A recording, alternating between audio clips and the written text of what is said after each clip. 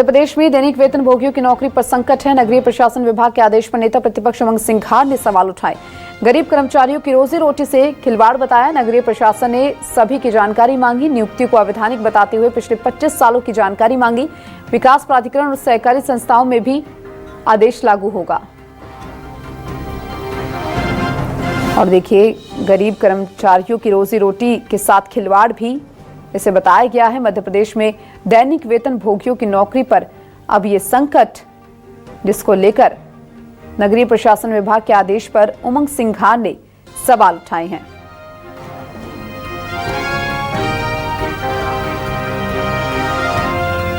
नौकरियों पर संकट है दैनिक वेतन भोगियों की, जिसको लेकर अब सवाल नेता प्रतिपक्ष उमंग सिंघार ने उठाए हैं। और चलिए, हमारे साथ बातचीत के लिए नेता प्रतिपक्ष उमंग सिंघार जुड़ चुके हैं। उमंग सिंघार जी, क्योंकि देखिए मध्य प्रदेश में दैनिक वेतन भोगियों की नौकरी पर संकट है, जिसको लेकर आपने सवाल भी उठाए हैं, किस तरीके से इस फैसले को देख रहे हैं? देखिए, निश्चित तौर से सरकार जिस प्रकार से दैनिक वेतन भोगियों की जानकारी मांग रही है, इतने सालों से क्या सरकार के पास जानकारियां नहीं है? सरकार के पास पूरी जानकारी है। उसके बावजूद अगर सरकार इनकी नए तरीके से जानकारी बुला के, इससे स्पष्ट है कि सरकार छटनी करना चाहती है, दैनिक वेतन भोगियों को घर वापसी करना चाहती है। लेकिन मैं चाहता हूं सरकार इनके साथ अन्याय ना करे।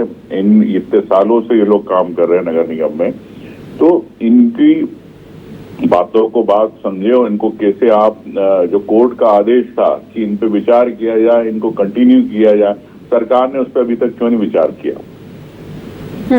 और देखिए, इन सब के बीच में सबसे बड़ा सवाल ये उठता है, ये जो बड़ा फैसला यहाँ पर लिया गया है, जो गरीब कर्मचारी आखिर उनकी रोजी रोटी से क्यों खिलवाड़ किया जा रहा है, इसको लेकर क्या कहेंगे आप? देखिए, ये भारतीय जनता पार्टी की सरकार गरीब विरोधी सरकार है। कभी भी किसी गरीब के साथ परेशानी आती, कभी उसके साथ नहीं देती। अभी आपने देखा छिंदवाड़ा में घटना घटी, उस घटना के अंदर गरीब लोग ऑटो चलाते, मजदूरी करते, उनके परिवार 10-10, 12-12, 5-5 लाख कर्ज में डूब गए। लेकिन सरकार उनको 4 लाख रुपए देके पल्ला झाड़ना चाहती, जिम्मेदारी तय नहीं करना चाहती। तो ऐसे ही नगर निगम में भी जब माननीय हाईकोर्ट ने कहा था इस पर विचार किया जाए, इनको कैसे कंटिन्यू किया जाए, तो सरकार ने इतने सालों में क्यों नहीं इन पे विचार किया? बिल्कुल। और देखिए, सवाल तो कई उठते हैं। साथ ही ये भी जानना चाहेंगे उमंग सिंघार जी, कि आपने जो दैनिक वेतन भोगी है, जो कर्मचारी है, उनसे बातचीत करने की कोशिश की कि असल में वो क्या चाहते हैं इसको लेकर? तो स्वाभाविक है, वो चाहेंगे कि अब कौन नौकरी छोड़ना जाएगा। 10 साल 15 साल से कोई नौकरी कर रहा है, 20 साल से, तो उसकी जिंदगी हो गई, पूरे नगर निगम में नौकरी करते हैं। आज उसको आप पूरे परिवार उसके पर निर्भर है, उस परिवार की जवाबदारी किसकी है? आपने 20 साल उसको नौकरी में रखा, 25 साल रखा, उसके बाद उसको आप भगाना चाहते हो, ये कैसे होगा? उस परिवार की जवाबदारी, उसके बच्चों को पढ़ाना, उसके बच्चों की शादी करना। सरकार ये नहीं सोचती कि एक नौकरी के पीछे कितनी जवाबदारियां, जिम्मेदारी होती है उस परिवार के व्यक्ति की जो नौकरी करता है। बिल्कुल। और देखिए, समस्या तो बड़ी है कहीं ना कहीं, तो क्या कोई आश्वासन इसको लेकर दिया गया है? क्योंकि देखिए, सवाल आपने भी उठाया है कि भाई रोजी रोटी के साथ ये जो खिलवाड़ हो रहा है, उसके बाद आखिर क्या होगा अगर इस तरीके से नौकरी पर संकट आएगा तो? बिल्कुल, सवाल हम उठाते रहे। कई प्रतिनिधिमंडल दैनिक वेतन भोगी कई बार मुझसे मिल चुके हैं, तो इसको हम आने वाले समय विधानसभाओं में उठाएंगे और ये पूरे प्रदेश के हजारों दैनिक वेतन भोगियों के साथ अन्याय नहीं होने देंगे।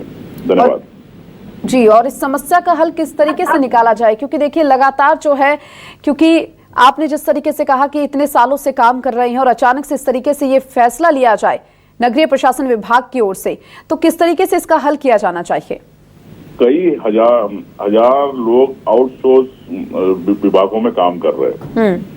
सरकार उनको तो पैसा देना चाहती है, लेकिन जो दैनिक वेतन भोगी जो कई सालों से, जिनको आपने परमानेंट करने के, कंटिन्यू करने का आश्वासन दिया, कोर्ट से न्याय मिला उनको, तो उसके बारे में सरकार क्यों नहीं सोचती? मतलब आप आउटसोर्स करके कर्मचारी रखना चाहते हो, लेकिन जो स्थायी रूप से रहना चाहते हो उनको नहीं रखना चाहते हो।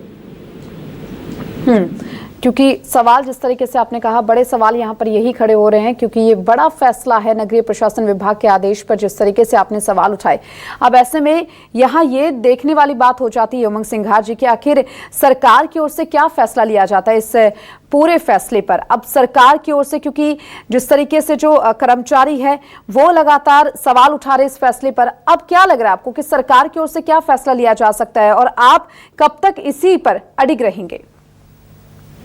जब तक उनको न्याय नहीं मिलेगा दैनिक वेतनभोगियों की, कांग्रेस पार्टी उनके साथ खड़ी है। जी, और साथ ही उमंग सिंघार जी ये भी जानना चाहेंगे क्योंकि देखिए लगातार जो है दैनिक वेतनभोगियों के से आपकी बातचीत भी हो रही होगी, आपने उनसे बातचीत भी की होगी। कर्मचारियों का क्या कोई और भी कर्मचारियों की मांगे हैं जो निकलकर सामने आ रही है इस फैसले को लेकर? देखिए, हर कौन चाहेगा कि अपनी नौकरी छोड़ना? मुझे आप बताइए, जो इतने सालों से कर रहा है। तो कर्मचारी कोई भी हो, चाहे दैनिक वेतनभोगी हो, चाहे शिक्षक हो, चाहे जन सेवा मित्र हो, ऐसे कई जिनको सरकार ने लुभावने आश्वासन दिए, कंटिन्यू रखने की बात करी, लेकिन इन्हें उपयोग करके भारतीय जनता पार्टी बाहर निकाल देती है। तो मैं समझता हूं कि ये किसी के भविष्य के साथ नहीं खिलवाड़ होना चाहिए। इस पे हमें रखने के पहले तय करना चाहिए, ना कि उनको 25 साल नौकरी कराने के बाद आप उनको बाहर करो। बिल्कुल, चलिए अब देखना होगा कि इस पूरे फैसले पर किस तरीके से आगे जो फैसला है वो लिया जाएगा। फिलहाल बेहद शुक्रिया आपका हमसे जुड़ने के लिए और तमाम बातचीत के लिए। और देखिए, दैनिक वेतनभोगियों की नौकरी पर संकट है, जिसको लेकर नगरीय प्रशासन विभाग का ये फैसला, और इसी को लेकर ये ट्वीट भी किया गया है। नेता प्रतिपक्ष उमंग सिंघार की ओर से एक्स पर पोस्ट किया गया है। 25 अक्टूबर 2025 तक दैनिक वेतन पर नियुक्ति कर्मचारियों का विवरण। प्रदेश के करीबन 80,000 दैनिक वेतनभोगी कर्मचारियों का भविष्य अधर में लटका है। सरकार को इन मजदूरों की रोजी रोटी से खिलवाड़ नहीं करना चाहिए। सरकार बताए जिनसे शहर चलते हैं, अब उनके घर आखिर कैसे चलेंगे? नेता प्रतिपक्ष उमंग सिंघार की ओर से एक्स पर यह पोस्ट किया गया। ये जो फैसला लिया गया उसके बाद उन्होंने ये सवाल खड़ा किया है।